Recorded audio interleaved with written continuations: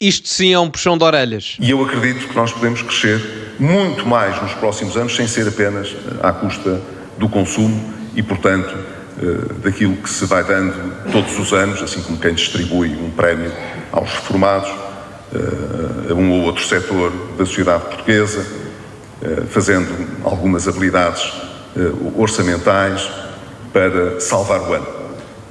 Isso não chega. É uma crítica que aqui assumo e que não é apenas a este governo. Infelizmente vivemos anos demais com este tipo de política. Calorosas saudações, e não há tempo para umas coisas, mas há sempre tempo para meterem like neste vídeo. Portanto, meus amigos, metam like e subscrevam o canal para chegarmos aos 90 mil subscritores. Partilhem também nas vossas redes sociais e relembro que têm o código SOUSA10 na Prozis para 10% de desconto no segundo link da descrição ou quando fizerem compras diretamente no site.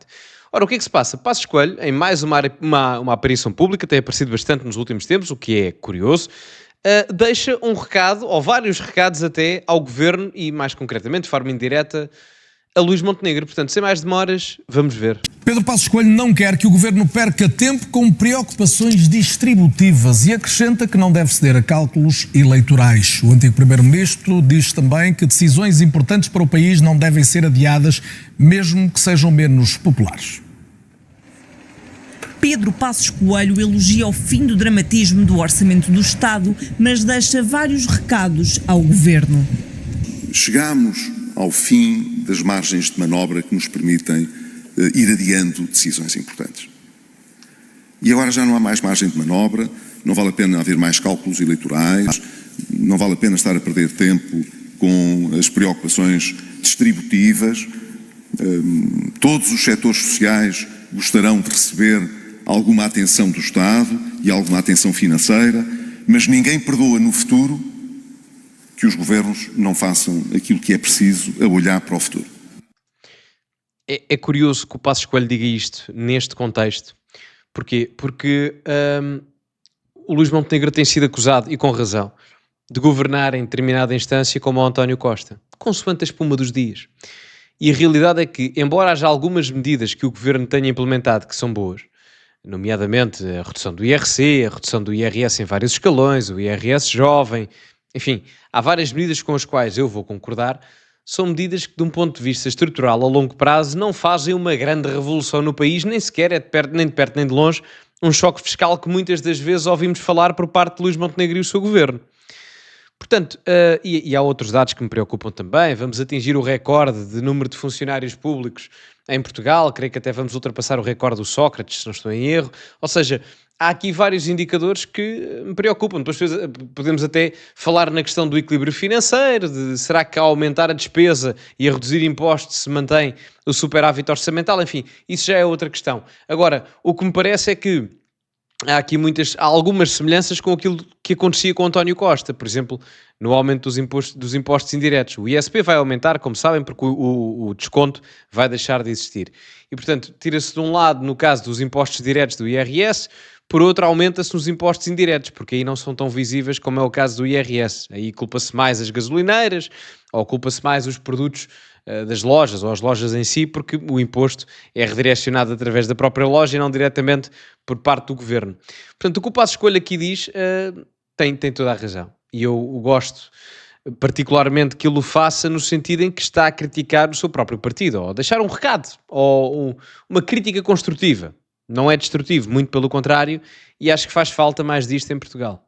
Com um olho no futuro e outro no passado, o antigo primeiro-ministro relembra decisões pouco populares que teve de tomar durante o período em que ocupou São Bento, mas garante que faria tudo igual. Sempre achei que é preferível enfrentar a consequência negativa do julgamento eleitoral, fazendo alguma coisa que nos parecesse ser indispensável a pensar no futuro, e continuo a pensar que é isso que vale a pena. A política, ao contrário do que muitos pensarão, não acaba a cada eleição. Porque em todas as eleições se pode perder e se pode ganhar. Mas, na verdade, só há eleições para perder e para ganhar para quem olha para o futuro de uma forma não passiva. E é curioso porque, mesmo assim, o Passos Coelho, a política não acaba em eleições porque se podem perder ou ganhar. E é curioso que a todas as eleições legislativas que o Passos Coelho concorreu, ganhou-as. Mas não governou nas segundas, não é? Devido à geringonça. Eu, por acaso, tenho só aqui uma parte, eu tenho uma opinião um bocado dispar da restante direita. A restante direita não me levem a mal, mas parece uma cambada de bebés chorões por cá e tal, a geringonça, e o Passos ficou em primeiro. Meus amigos, mudem a Constituição, mudem o regime, façam o que quiserem, mas a geringonça era legítima de existir, porque o que importa no sistema semipresidencialista português não é quem fica em primeiro nas eleições, é quem consegue formar uma maioria. Por mais ridícula e que eu discorde da maioria que o PS formou com o Bloco de Esquerda e com o PCP, formaram essa maioria, tinham legitimidade parlamentar para tal. E há muita direita que ainda não compreendeu isso, ainda tem uma espécie de azia histórica. Não tem que haver azia histórica nenhuma. O que importa são maiorias parlamentares para se fazer reformas. A esquerda já percebeu isso. Se calhar está na altura da direita começar a perceber isso também. Se calhar aprender com os inimigos, entre aspas, ou com os adversários, é mais bem colocado assim, se calhar faz parte. Mas isto para dizer, é curioso que o Passos Coelho aqui diga isto. Porque o Passos Coelho é talvez das pessoas mais convictas. Pode estar errado ou certo em determinados momentos, mas era convicto naquilo que fazia. Aliás, ele foi acusado de querer ir além da Troika. Mas o ir além da Troika tem todo um contexto.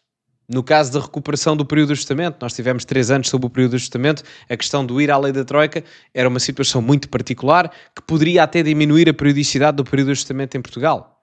Ou seja, houve também uma máquina partidária, uma máquina mediática que o prejudicou claramente. Mas isto é importante, porque um político sem convicção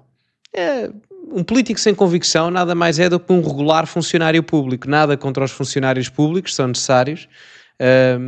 Não todos, há muito taxa na função pública atribuído que não devia existir, mas enfim, claramente há funcionários públicos que são necessários, mas um político sem convicção ideológica e pessoal nas suas ideias é um funcionário público perfeitamente normal.